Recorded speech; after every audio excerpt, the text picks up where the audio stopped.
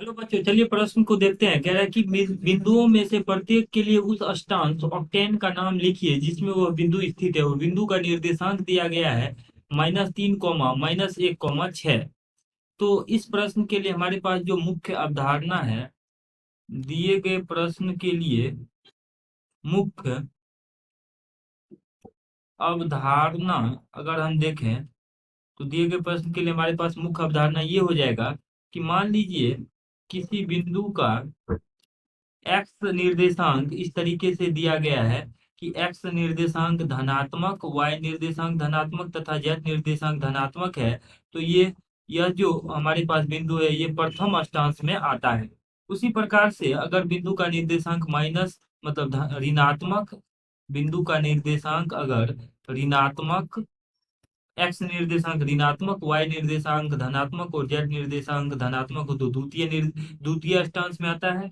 उसी प्रकार से एक्स निर्देशांक अगर ऋणात्मक, वाई ऋणात्मक तथा जेड धनात्मक हो तो वो तृतीय निर्देशांक में आता है, तृतीय अष्टांश में आता है। ठीक उसी प्रकार से अगर एक्स निर्देशांक धनात्मक, वाई निर्देशांक ऋणात्मक तथा जेड निर्देशांक पुनः धनात्मक हो तो वह बिंदु चौथे चौथे अष्टांश में आता है। उसी प्रकार से अगर एक्स निर्देशांक धनात्मक, वाई निर्देशांक धनात्मक तथा जेड निर्देशांक ऋणात्मक हो तो यह बिंदु पांचवे पांचवे अष्टांश में आता है। अगर बिंदु का एक्स निर्देशांक ऋणात्मक, वाई धनात्मक तथा जेड ऋणात्मक हो तो ये छठे में आता है। उसी प्रकार से एक्स निर्देशांक ऋणात्मक, वाई ऋणात्मक तथा जेड भी ऋणात्मक हो तो वो सातवें अष्टांश में आता है। और एक्स निर्देशांक धनात्मक, वाई ऋणात्मक और जेड ऋणात्मक हो तो वो बिंदु आठवें अष्टांश में आता है। ये हमारे पास मुख्य अवधारणा में हमने बिंदुओं को, अलग अलग तरह के बिंदुएं किस अष्टांश में आता है उसको सूचित करने के लिए लिखा।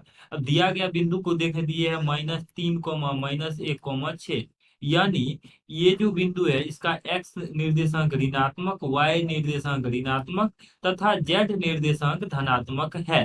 अगर हम यहाँ मुख्य अवधारणा में लिखे गए बिंदुओं को देखें तो एक्स निर्देशांक ऋणात्मक, वाई निर्देशांक ऋणात्मक तथा जेड निर्देशांक भी ऋणात्मक, ये प्रथम, द्वितीय, तृतीय, ये हमारे पास तृतीय अर्थात तीसरे तीसरे अष्टांश तीसरे अष्टांश में होगा। यानी दिया गया बिंदु जो है वह तीसरे अष्टांश में होगा। आशा करते हैं कि इस प्रश्न का हल आपको समझ में आया होगा। धन्यवाद।